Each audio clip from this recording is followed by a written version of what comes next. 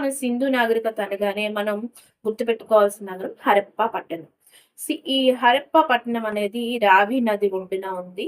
ఈ పట్టణం తవ్వకాల్లో 1921లో బయటపడింది. మొట్టమొదటిసారిగా బయటపడింది ఇదే. కాబట్టి ఈ ఈ నా ఈ పట్టణం పేరుగానే దీన్ని హరప్పా సివిలైజేషన్ కూడా అంటారు. అయితే ఈ దీన్ని కనుగొంది దయారాం సహాని. ఈ హరప్పా తవ్వకాల్లో నటరాజు విగ్రహం బయటపడిందండి. సైనిక నివాసాలు బయటపడ్డాయి. అలాగే హెచ్చాకారంలో ఉన్నటువంటి శ్మశాన వాటిక అనేది బయటపడిందండి. Very important. ఇది రిపీటెడ్‌గా వస్తున్న క్వెషన్‌గా మనం చెప్పవచ్చు.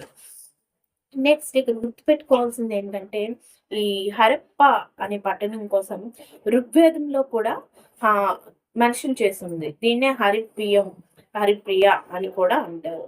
సర్ జాన్ మార్షల్ హరప్పా నగరాన్ని ఆకస్మికంగా ఉద్భవించిన నగరం అని అన్నారు. Very important.